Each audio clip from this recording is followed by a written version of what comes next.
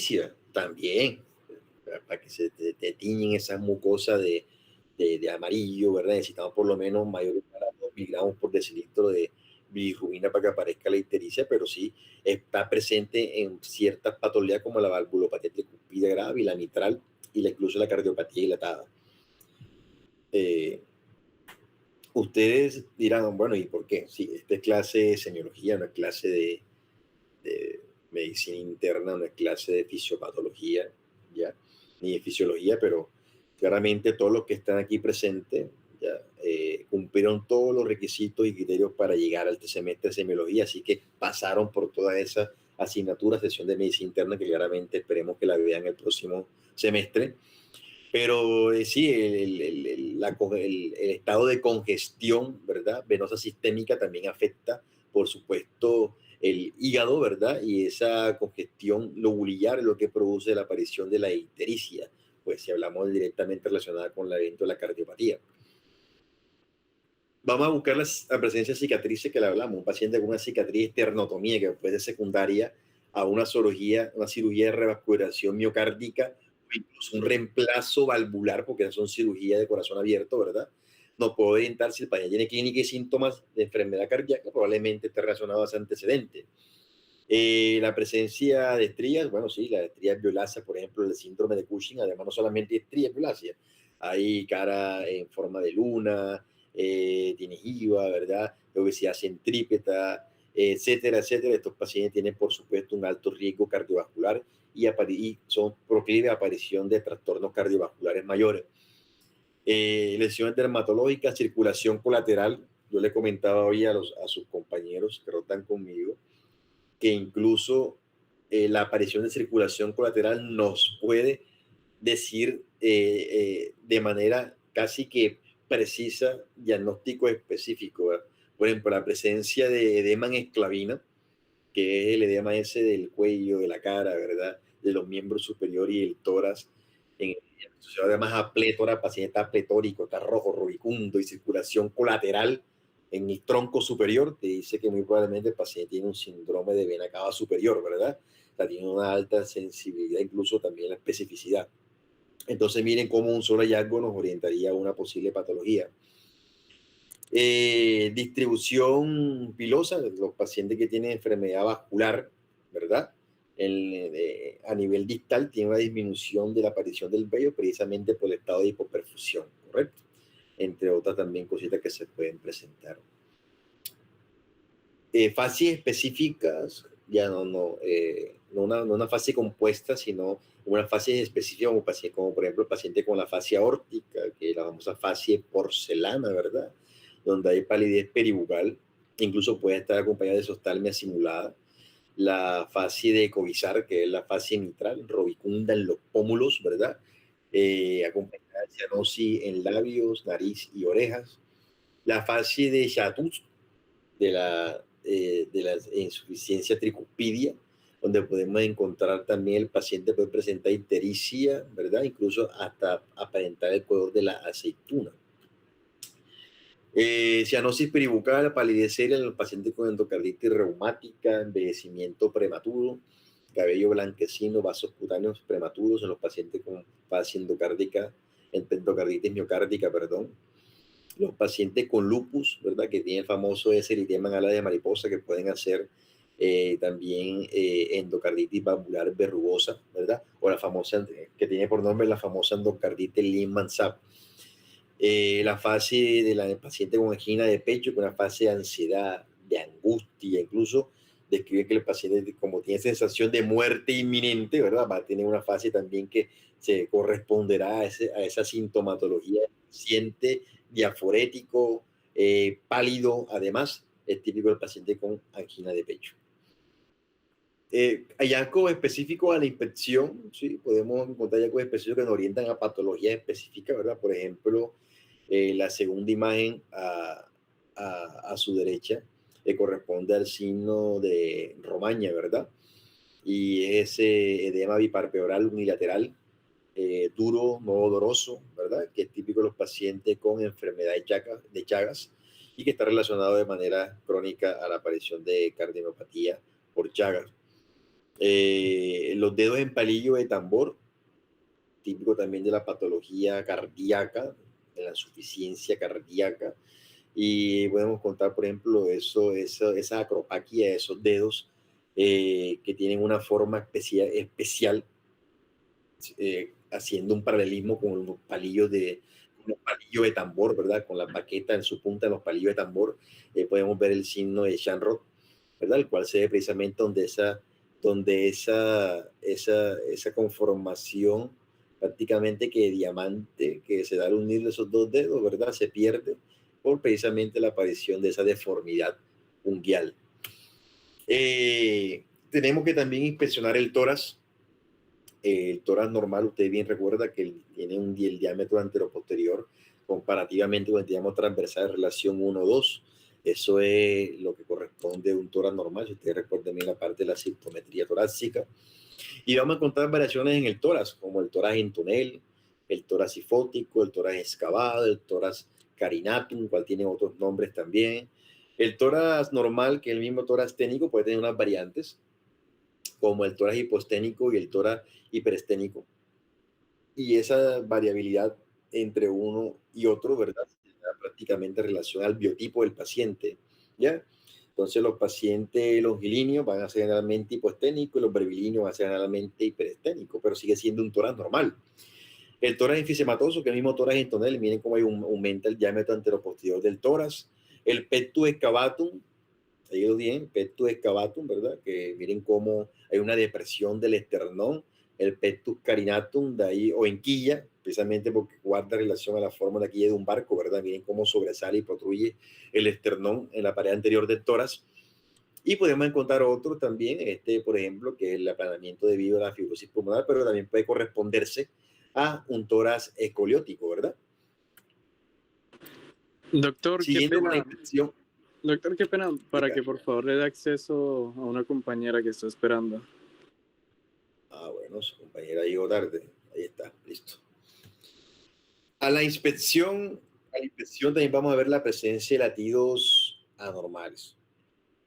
¿Puede haber latido normal en inspección? Sí. Los pacientes, los niños, los pacientes delicados, ¿verdad? Podemos encontrar la presencia de latido de punta hacia el punto de máximo impulso.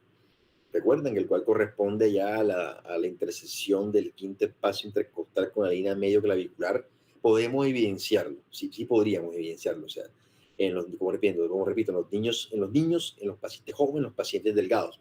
Pero hablando de anormalidad, lo que sí no podríamos encontrar sería latido generalizado del tórax, incluso latidos localizados. Y tenemos ejemplos de esto, como de latido generalizado, como el latido diagonal, que está señalado ahí como 1, ¿verdad? Y es como el quinto espacio intercostal, línea hemiclavicular izquierda, ¿verdad? Hay un sobresalto y hay un hundimiento en esa misma línea, pero el segundo espacio intercostal para esternal derecho, ¿verdad?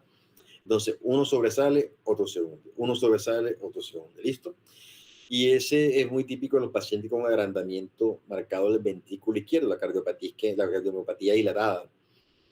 El latido diagonal invertido, que está ya descrito como 3, flecha número 3, se ve, sí, es lo contrario, en lo que va como que inicia a tener el mayor sobresalto a la inspección, va a ser donde se encuentra el foco aórtico, ¿verdad? En el segundo espacio intercostal, línea paraesternal derecha, mientras que va a haber hundimiento allá en el quinto espacio intercostal, línea hemiclavicular izquierda, y eso es típico de los pacientes con aneurisma aórtico, ¿ya?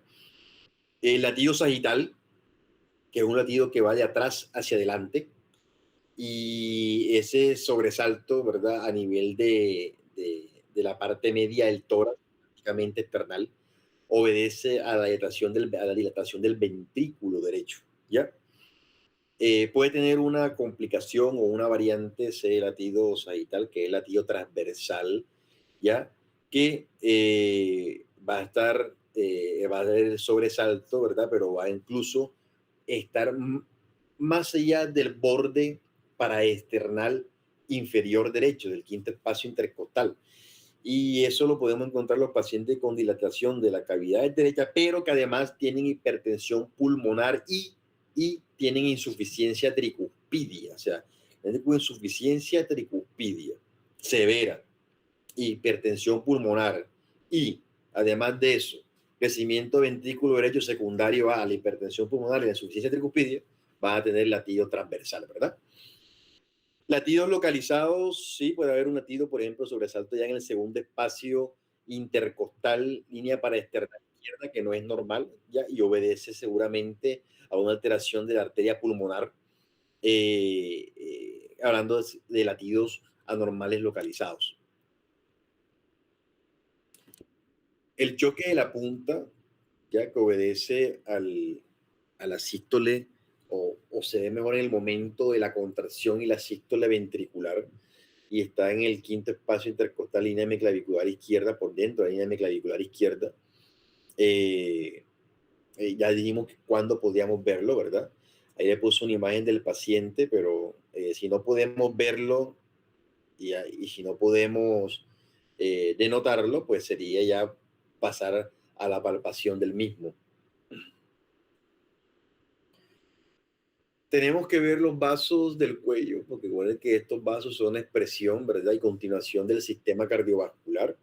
Y vamos a ver ahí un componente venoso, yugular, y el componente carotídeo.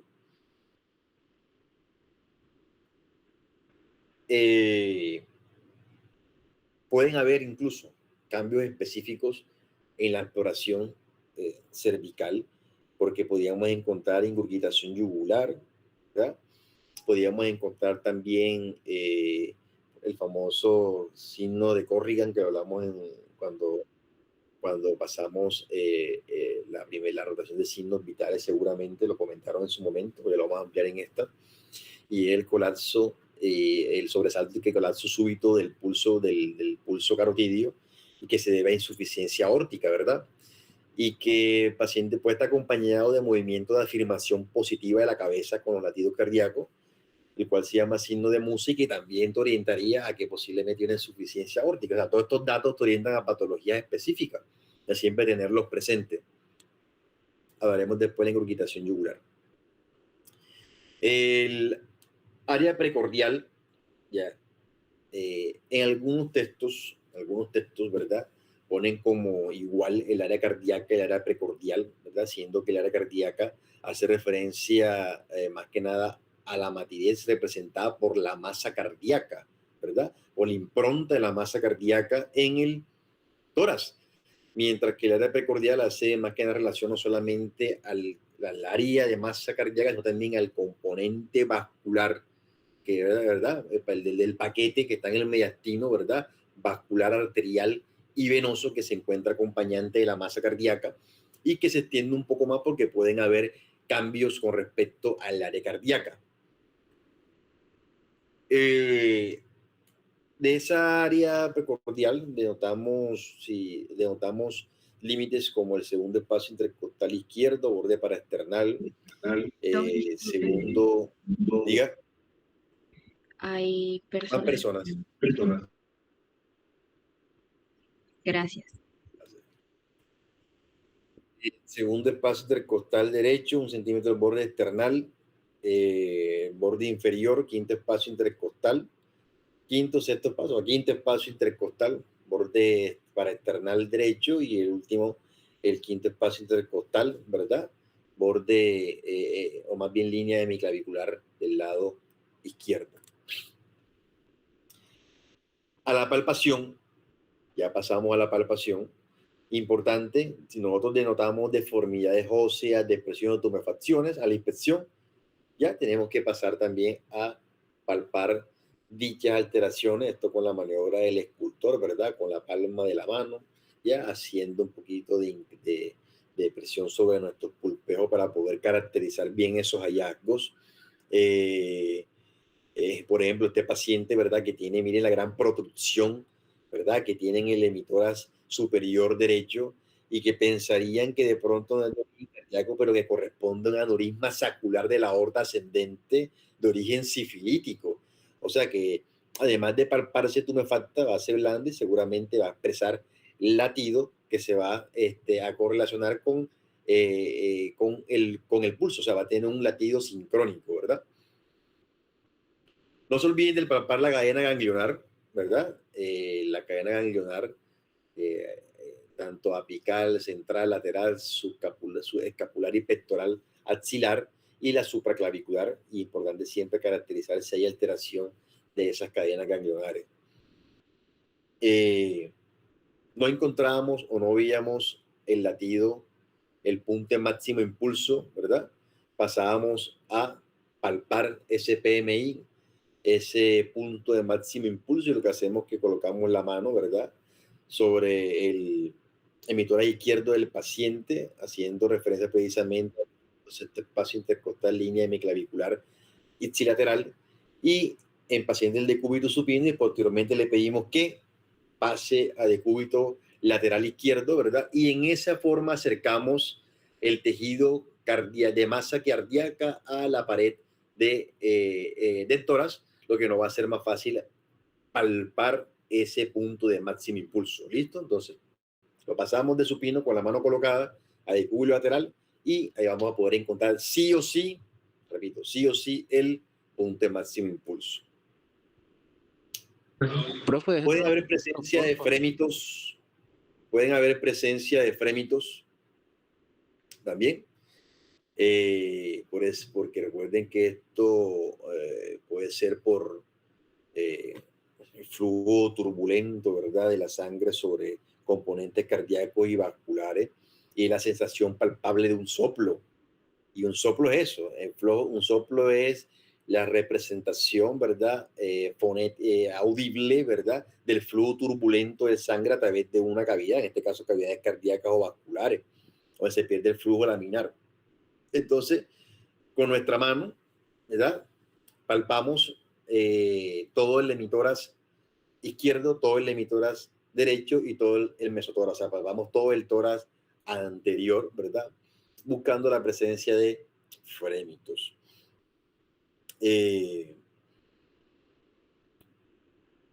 Muchas veces podemos encontrar que el punto de máximo impulso podría estar desplazado, o sea, puede estar fuera de la línea hemiclavicular, realmente que esté por dentro de esta. Y ese punto de máximo impulso desplazado podría orientarnos a un crecimiento, ¿verdad?, del hemicardio izquierdo, o sea, del ventrículo izquierdo.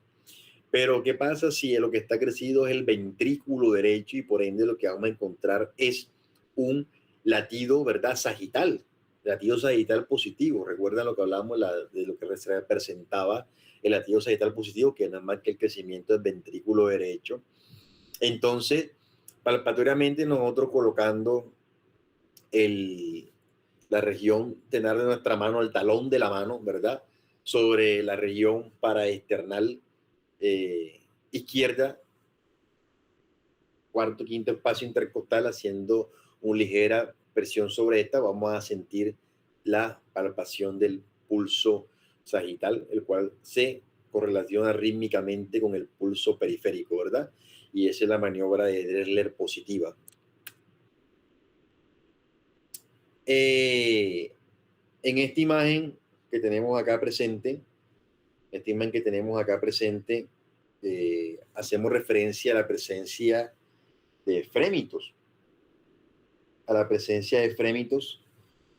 y es importante porque vamos a aceptar un compañero más, a ver, ahí está. Es importante porque la presencia de esos frémitos, ¿verdad?, pueden orientarnos a patologías específicas. Un momento.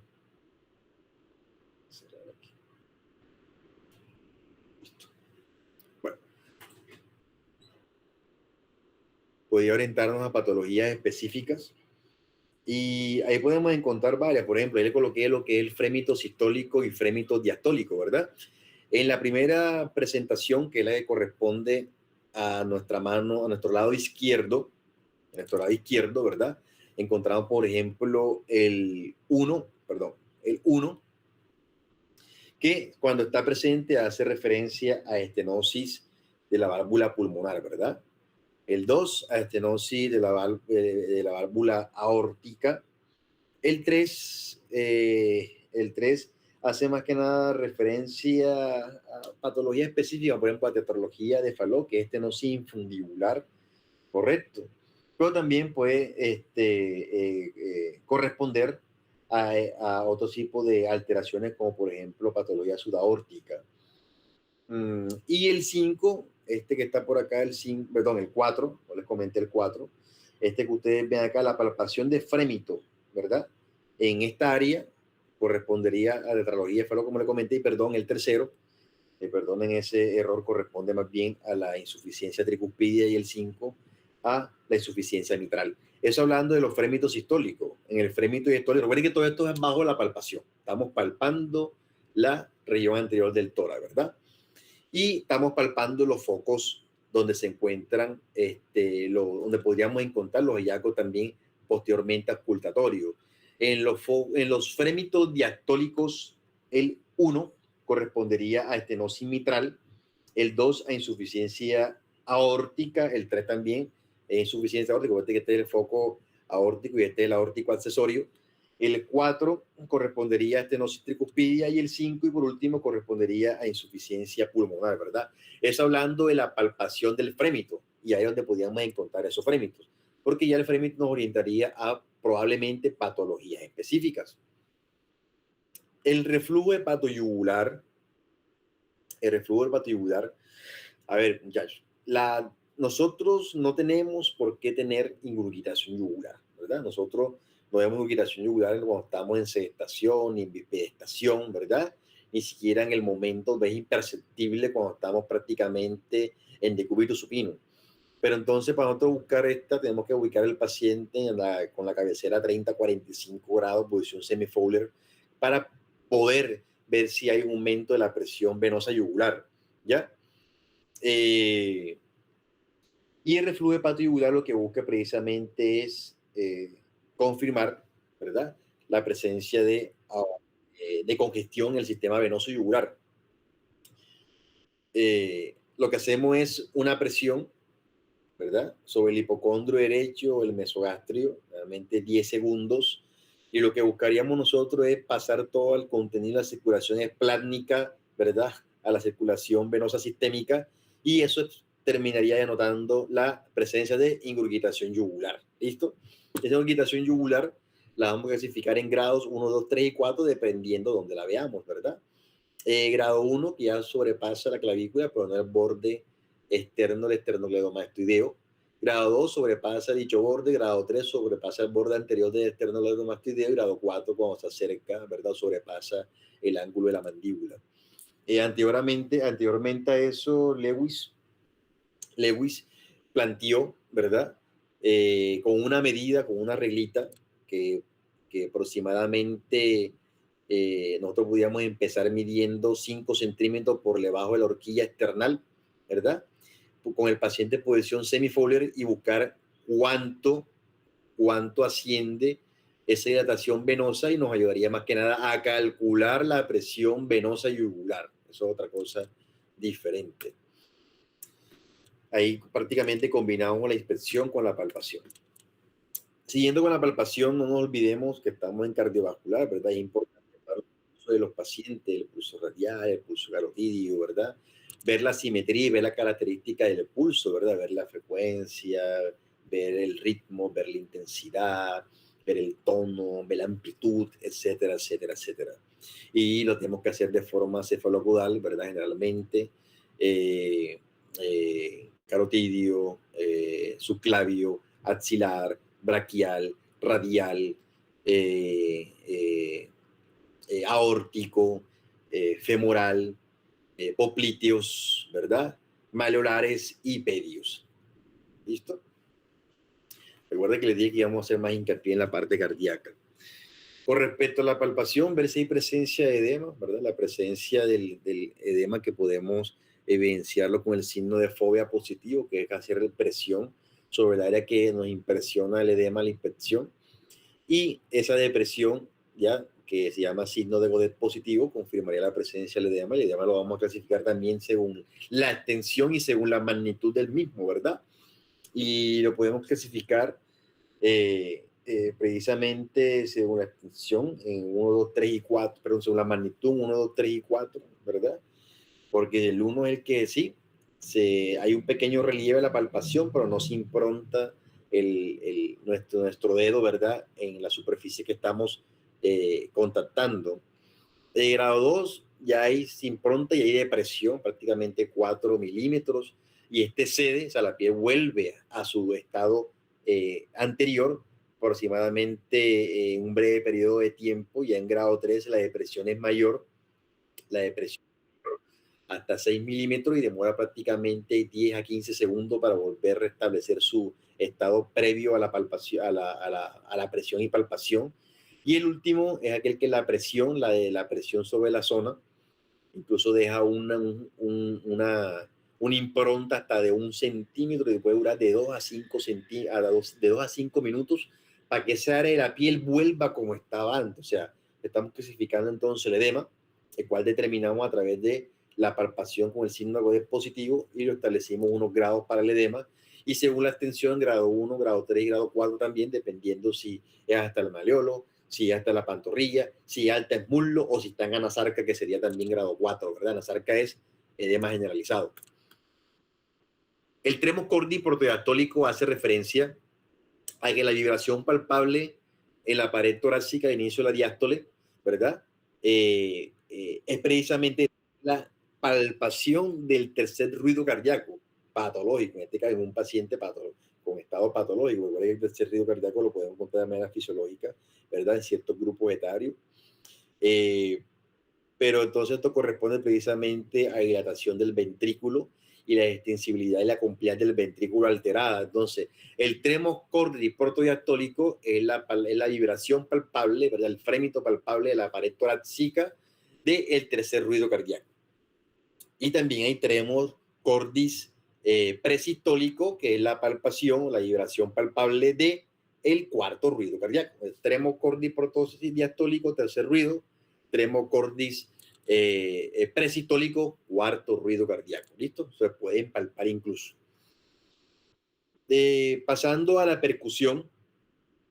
A la percusión, chicos, siempre recuerden, ¿verdad?, que tenemos que ser específicos, porque es que la percusión, primero en la forma en que hacemos la percusión, recuerden que la percusión, haciendo un pequeño recorderis de lo que es la percusión, ustedes recuerden bueno, sus compañeros ya llegaron como a recoger borracho, como dice el dicho, tardecito. Hay directa e indirecta, ¿ya? La hay de manera como la hacemos también de manera comparativa y topográfica. De manera topográfica, creo que cuando hacemos la percusión del tórax, a pesar de la hacemos bajo el método digital, por supuesto indirecta, y hacemos comparativa y topográfica, ¿verdad? Y nos sirve de punto de referencia. Nunca se le olvide el ángulo de Lewis, ¿verdad? Porque el ángulo de Lewis, que es la protuberancia que denota, ¿verdad?, la unión del cuerpo, el esternón, ¿verdad?, con el manubrio. Ahí se inserta, ¿verdad?, el segundo cartílago costal, la segunda costilla, y por debajo de ese está el segundo espacio intercostal. O sea que ya tendríamos una orientación geográfica, topográfica, ¿verdad?, de lo que vamos a percutir. ¿Listo? El tórax, ya que ustedes cuando vieron respiratorio, recuerden que el tórax, gran parte del tórax, ¿verdad?, posterior por supuesto que más, pero gran parte de todo el anterior corresponde a la percusión, al hallazgo de sonoridad, y prácticamente lo dan 2 pulmones, ¿verdad? Pero podemos encontrar áreas de submatidez y matidez, que son áreas de submatidez y matidez habitual, porque deben estar presentes, ¿verdad? Y un área especial de hipersonoridad, incluso timpanismo también, que podemos encontrar cuando palpamos el tórax anterior.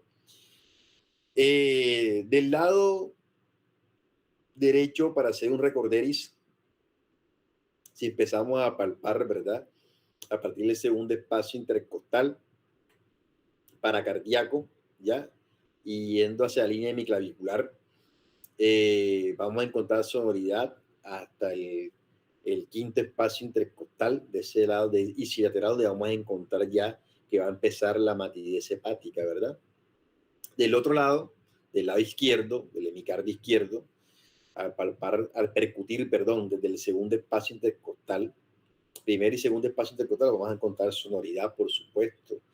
Ya en el tercer espacio, un área de submatidez, pero ya en el cuarto y quinto espacio intercostal, ya de la línea para extender hacia la línea y hacia la línea, extendiéndose esa matidez hacia la línea hemiclavicular ipsilateral, o sea, al lado izquierdo, corresponderá a la matidez cardíaca, ¿verdad?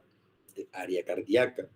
Porque por debajo de ese quinto espacio intercostal hay un área específica, ¿verdad? Fisiológica, se llama espacio de Traoré, el cual ya no es mate. Ustedes recuerdan, ¿verdad? Ya no es mate. Ese espacio ahora es hipersonoro, ¿ya? O timpánico porque corresponde a la cámara gástrica, ¿verdad? El esternón, el esternón, el esternón debe ser sonoro, o sea, el esternón no debe expresar matidez a la percusión. Y si está mate el esternón, probablemente se debe a agrandamiento, crecimiento ventricular derecho o a derrame pericárdico. ¿Ya?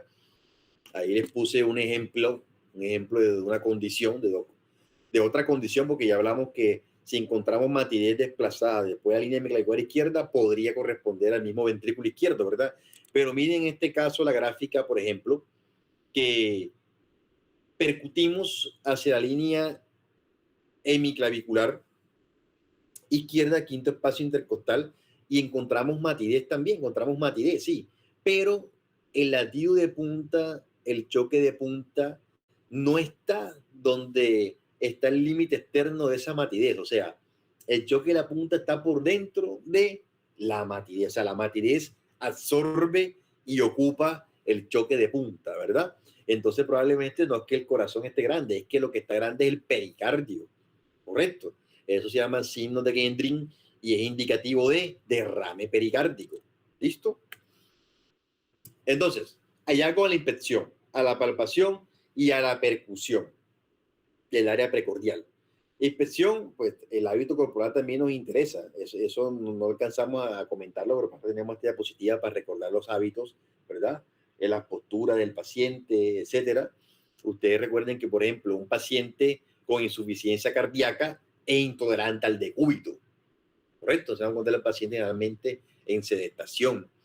El paciente con pericarditis va a tener una posición de inclinación hacia adelante, ¿verdad? O neometana, con el fin de aliviar el dolor, o sea, porque el decúbito se lo aumenta. O sea, todos esos hábitos corporales nos pueden orientar incluso también a una posible patología, hablando de la inspección. Las deformidades torácicas sí que ya las comentamos. La inspección y palpación, asociada a la palpación, mirar la presencia de choques de latidos anormales, latidos localizados, latidos generalizados, los latidos universales, que son los mismos generalizados, si es el diagonal directo, invertido, el sagital, el transversal, la presencia de framing.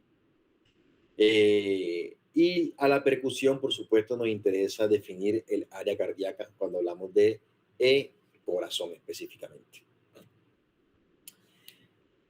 En la ocultación, queríamos llegar a la ocultación, creo que todos ya estaban comiendo uñas para llegar a la ocultación, porque hablamos de que este es el método según que más nos aporta datos, ¿verdad? Con respecto a la posible patología cardíaca. Todos son importantes, pero tienen una connotación especial.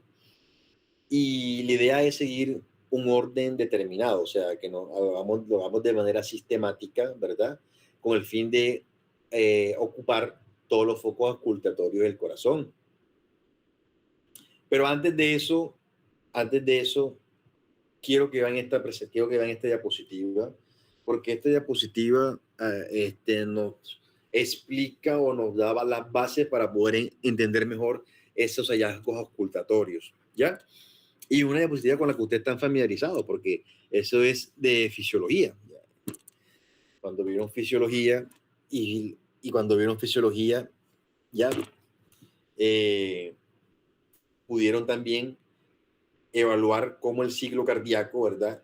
Expresaba la aparición de los sonidos auscultatorios cardíacos. ¿Listo? Entonces, en el diagrama de Wigger, que es este que tienen ustedes aquí presente, vamos a mirar lo siguiente. Miren de ese diagrama de Wigger, miren que ahí expresa el volumen ventricular que está en verde, volumen ventricular. Vamos a empezar de abajo hacia arriba. Abajo está el fonodiograma, o sea, los ruidos cardíacos, ¿listo? Arriba el electrocardiograma, el trazado electrocardiográfico. Encima de este, el volumen ventricular. Después, la presión del ventrículo, que está en rojito, la presión de la aurícula, que está en una línea discontinua amarilla. Y arriba está la presión aórtica, ¿correcto? Entonces, ¿qué pasa? ¿Qué acontece en un ciclo cardíaco? Un ciclo cardíaco, recuerden que demora 0.8 segundos, del cual 0.3 segundos son la sístole y 0.5 es la diástole. La diástole es más larga, es un poco más larga, ¿verdad? Que la sístole, para que ustedes lo recuerden. Entonces, lo primero que acontece es que hay un llenado pasivo, ¿verdad? Del ventrículo. Es un llenado pasivo del ventrículo. Ahí miren cómo está la línea verde, miren la arribita, cómo tiene una curvita, una deflexión hacia arriba, ¿verdad? Porque se está llenando el ventrículo pasivamente.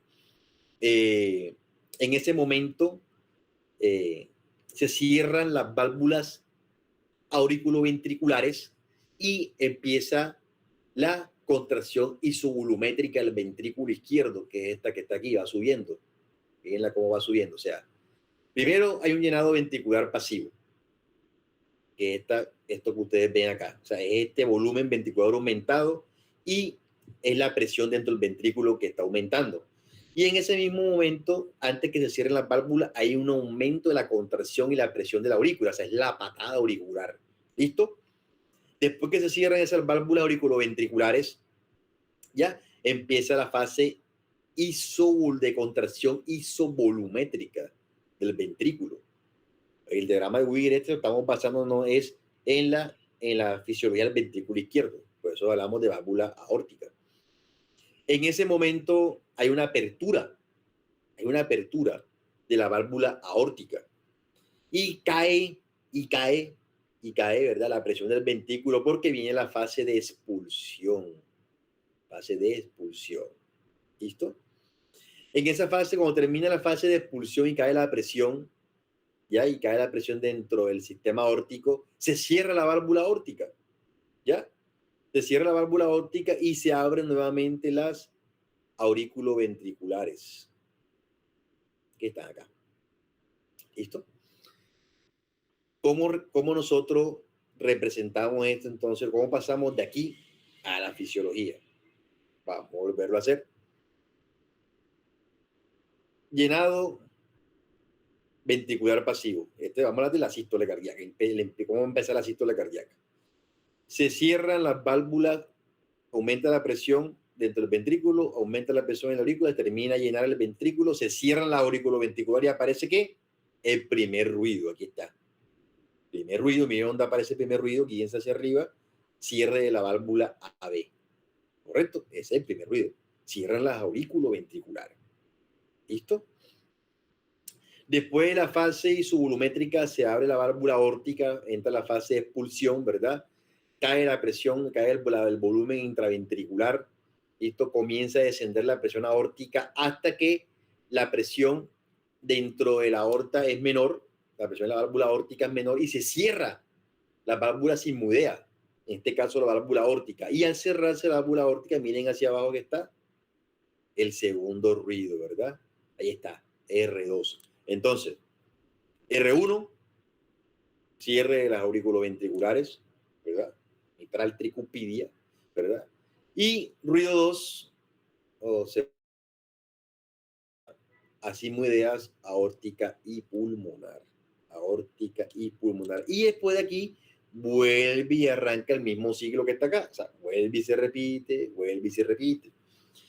Entonces, entre el primero y el segundo ruido corresponde a lo que se llama el pequeño silencio y eso equivale a la sístole cardíaca. Y entre el segundo y la aparición del siguiente primer ruido corresponde a la diástole y también denominada el gran silencio, ¿verdad? ¿Qué pasa, chicos? Que si nos adelantamos a lo que viene posteriormente, que son los ruidos patológicos, y denominamos al tercero como patológico, pues también podríamos encontrarlo en ciertos momentos fisiológicos, pero el tercer y cuarto ruido lo encontramos en el gran silencio, ya, entre el segundo y el primer ruido, ¿ya? La diferencia es que el tercer ruido, que está acá, este ruido es protodiastólico, mientras que el cuarto ruido cardíaco, ¿verdad? Es presistólico, o sea, antes del primer ruido, o sea, antes del primer ruido, incluso puede confundirse el cuarto con el primero. Y el tercero está inmediatamente después del segundo ruido. Pero todos estos fenómenos eléctricos asociados a los cambios mecánicos de flujo, de presión, corresponden a el ciclo cardíaco. O sea, nosotros estamos evaluando el ciclo cardíaco a través de la auscultación cardíaca. Entonces tenemos los focos de auscultación cardíaca. Y tenemos el foco aórtico, el foco pulmonar, el foco tricuspidio, el foco mitral o apical y el foco aórtico accesorio o foco de R. Entonces, el foco aórtico que está con la letra A en azulito corresponde al segundo espacio intercostal derecho, borde external o paraesternal derecho. El foco pulmonar que está en rojito corresponde al segundo espacio intercostal izquierdo en el borde paraesternal izquierdo. El foco mitral, muy bien conocido por ustedes, el foco apical, del ápex cardíaco, donde también nosotros encontramos la frecuencia apical, corresponde al quinto espacio intercostal izquierdo con la línea hemiclavicular izquierda, ¿verdad? En la intersección de esos puntos. El foco tricuspidio, que está en el cuarto espacio intercostal izquierdo, borde paraesternal izquierdo, y el foco aórtico accesorio, foco auscultatorio de ER, que está en el tercer espacio intercostal izquierdo con el borde external izquierdo, ¿verdad? Tenemos que evaluar todos los focos auscultatorios. No podemos solamente evaluar uno y no otro. Ya, no importa, chicos, el esquema en que ustedes lo vayan a hacer, lo importante es que lo hagan. Ya. Lo importante es que oculten los ruidos cardíacos. Eso es lo más importante, que oculten, perdón, los focos de ocultación cardíaca. ¿Ya? Bueno, entonces continuemos. ¿Qué vamos a encontrar cuando ocultamos al paciente? O sea, ¿qué es lo que nosotros buscamos a la ocultación del paciente?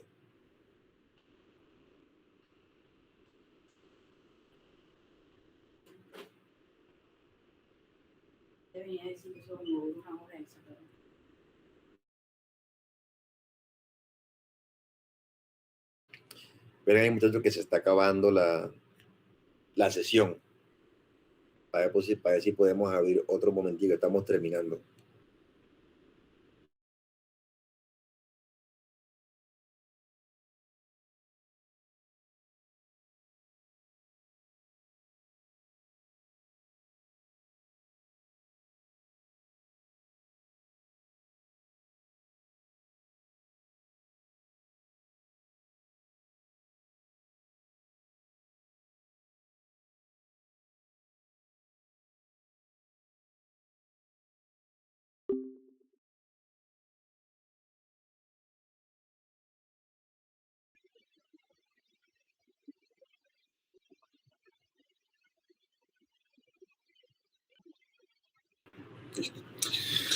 Bueno, entonces, chicos, continuando con la ocultación, el primer ruido cardíaco, ya sabemos que esta acontece por el cierre de las válvulas auriculoventriculares, la contracción ventricular y la sístole cardíaca, ¿verdad?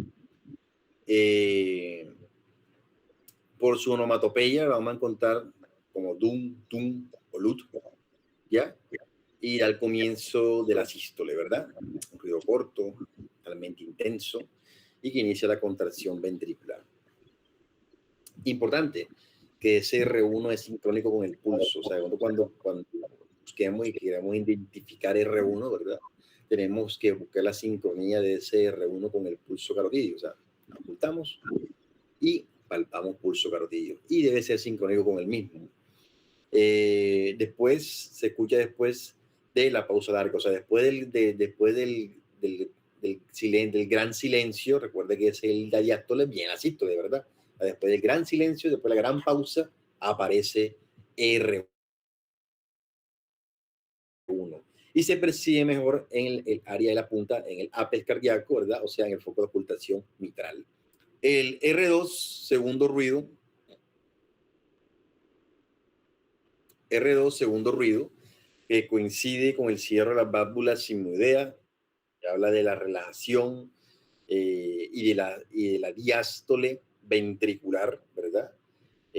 Lo ocultamos con mayor nitidez en los focos de la base cardíaca, porque los focos de la base, si tenemos que el corazón es como una pirámide invertida, ¿verdad? Donde la base es el foco aórtico y el foco pulmonar, pues vamos a encontrar mejor R2 en el foco aórtico y pulmonar, porque es el cierre de las válvulas aórtica y pulmonar, ¿verdad?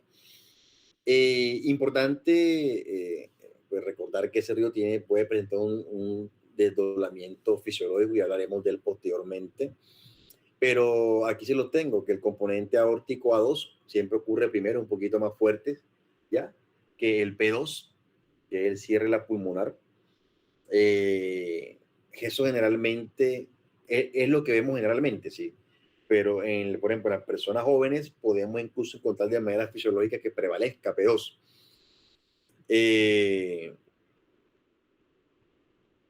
Puede estar desdoblado si hacemos el paciente que inspire profundamente, aumentando el retorno venoso, ¿verdad? Y llenado el ventrículo derecho, va a hacer que se cierre, demore más en cerrarse P2. Y por supuesto va a haber un desdoblamiento entonces de R2, o sea, mismo P2, de R2, pero del componente P2 durante la inspiración. Durante la inspiración. R2 agudo, es breve, ya comenté que se escucha mejor en los focos de la base. En personas jóvenes, como le mencionaba, prevalece P2, o sea, el foco pulmonar, el componente pulmonar, mientras que en los ancianos y adultos mayores favorece el componente aórtico.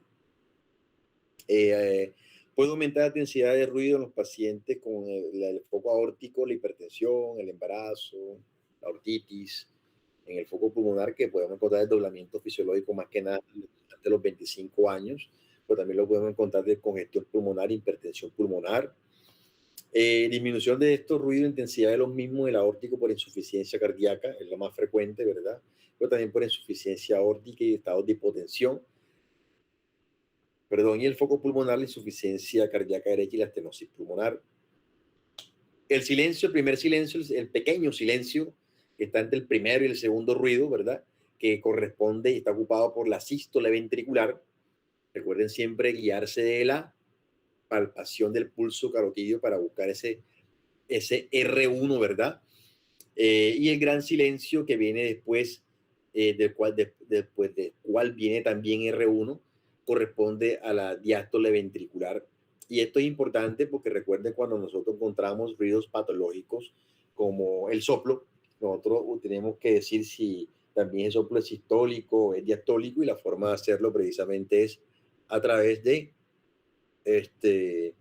la búsqueda del primer ruido, porque este soplo sistólico ocupa el pequeño silencio y el soplo diastólico ocupa el gran silencio.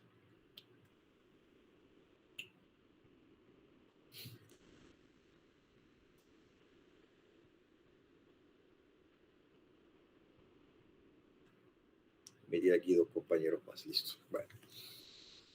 R3 lo podemos percibir mejor en el decúbito lateral izquierdo, o sea, con la maniobra de Pachón, ¿verdad?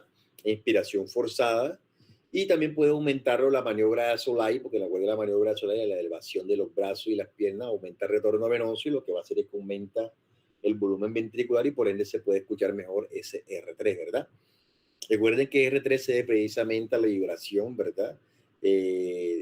Por el paso rápido de la columna de sangre a través del ventrículo. Eso forma la aparición de R3.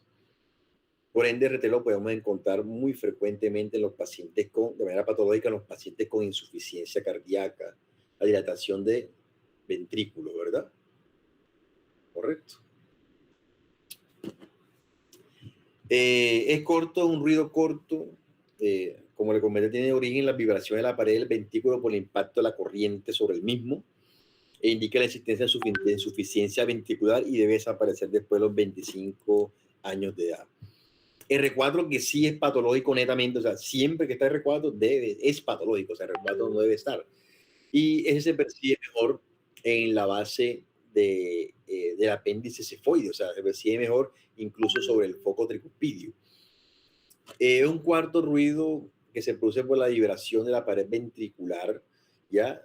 Por la aceleración súbita de la sangre, y eso precisamente se da por la patada auricular, por la contracción auricular exagerada, ¿ya? Entonces, recuerden que el tercer y cuarto ruido lo ubicamos en el gran silencio.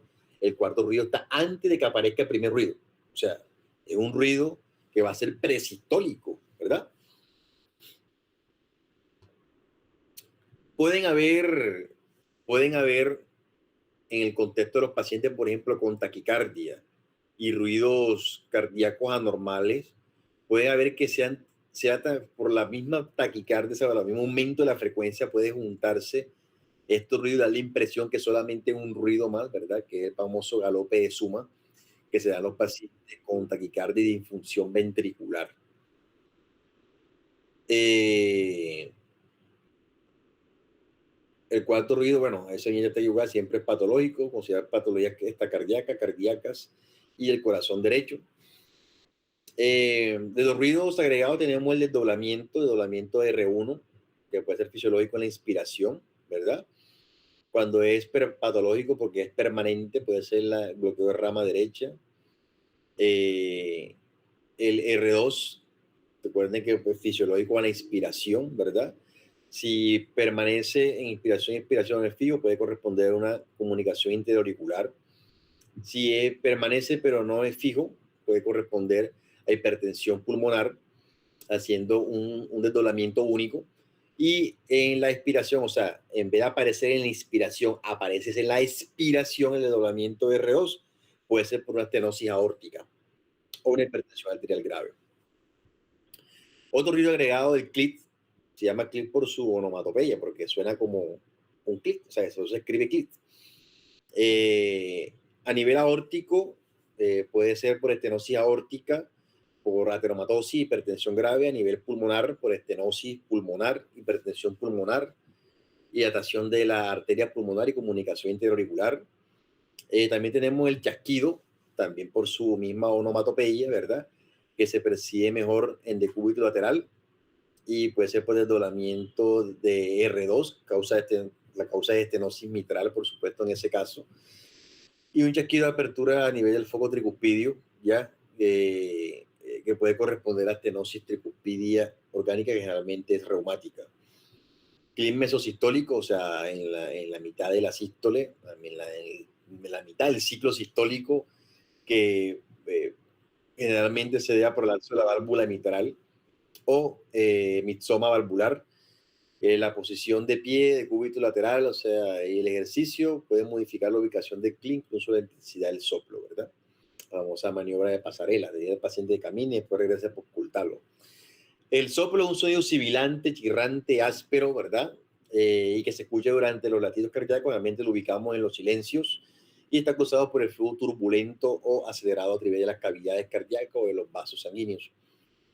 El soplo lo podemos categorizar dependiendo qué ciclo o qué parte ocupe, ¿verdad? De ese silencio, del pequeño silencio y el gran silencio, de la sístole y la diástole. Y está a principio de esos ciclos, el ciclo sistólico y diastólico se llama protosistólico, ¿verdad? O protodiastólico. Y está a la mitad de los mismos, mesosistólico, mesodiastólico, si está al final del ciclo, telesistólico y telediastólico, y si ocupa ambos ciclos del gasto cardíaco, ¿verdad? Sístole y diástole, pues se llamará soplo continuo. ¿Listo? También debemos clasificar ese soplo de acuerdo a la característica del tono del soplo en grados, de grado 1 a grado 6, siendo grado 1 inaudible, muy difícil de escuchar, donde queda la duda si en verdad es un soplo. El grado 2, que es débil a la ocultación, grado 3, que es moderado, grado 4, que es fuerte, incluso está acompañado de frémito. Ya en el grado 4,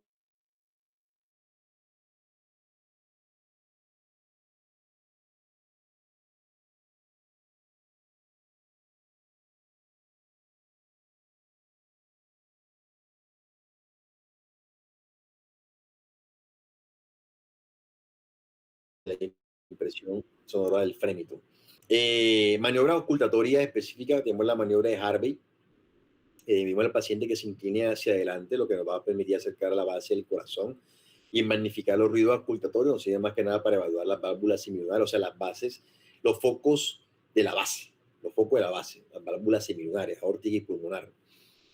La maniobra Soulay, ¿verdad? Que como les comenté, aumentamos el retorno venoso, aumentamos el llenado ventricular, así que nos sirve mejor para escuchar los focos de la punta, tricúspide y mitral. La maniobra de Rivero Carvalho, le pedimos al paciente que inspire profundamente, esa inspiración profunda va a aumentar el retorno venoso y el volumen sanguíneo a las cavidades derechas del corazón.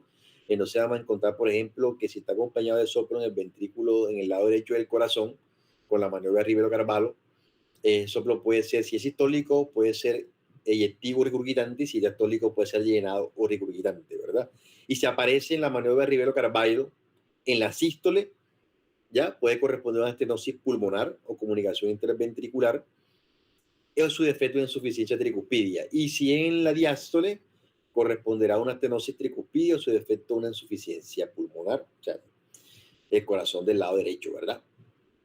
En el ventrículo izquierdo, con la maniobra de Rivero Carvalho, si hay un soplo en sístole que aumenta con la maniobra de Rivero Carvalho, puede ser estenosis aórtica, una insuficiencia mitral, comunicación interventricular, y en la diástole una estenosis mitral o una insuficiencia aórtica, dependiendo si es regurgitante de llenado. Otros hallazgos ocultatorios están los frotes, como el frote pericárdico, ¿verdad? Que es como crujir el cuero nuevo, poner y rozar un cuero sobre otro, ¿verdad? O raspar una lija, y generalmente se debe a roce pericárdico en los casos de derrame pericárdico y taponamiento cardíaco. Chicos, además de todos los métodos, además de la anamnesis, por supuesto, los métodos semiológicos que hablamos, nunca se les olvide relacionar esto con los signos vitales del paciente. ¿Vieron? Hay que tomar los signos vitales del paciente, así como vimos el primer casito, el caso clínico. En el caso clínico hablábamos de los signos vitales y hay la importancia entonces de también tener estos presentes, porque esto nos puede dar indicios también de la posible patología cardiovascular del paciente, ¿verdad? Para tenerlo siempre presente. Regresando con el caso clínico, entonces vamos a ampliar ese caso clínico del paciente masculino, 50 años de edad, hipertenso, hipocoso, tabaquista pesado, con disnea, moderada severa, que aumenta con actividad física, palpitaciones, edema e ingurgitación yugular. Y hablábamos que la inspección tenía un levantamiento sistólico en el segundo espacio intercostal izquierdo, donde está ¿qué? El foco pulmonar, o sea que corresponde a una dilatación probablemente de la arteria pulmonar, o sea que es un latido anormal, ¿verdad? Es un latido anormal no generalizado de la pared torácica por dilatación de la arteria pulmonar, eso a la inspección. 2, se palpó, ¿verdad? Y hubo palpación de incluso del choque, el cierre de la pulmonar con reforzamiento segundo río, o sea, sentimos frémito a la palpación en el mismo segundo espacio intercostal para esternal izquierdo, hablando de reforzamiento del segundo ruido, ¿ya?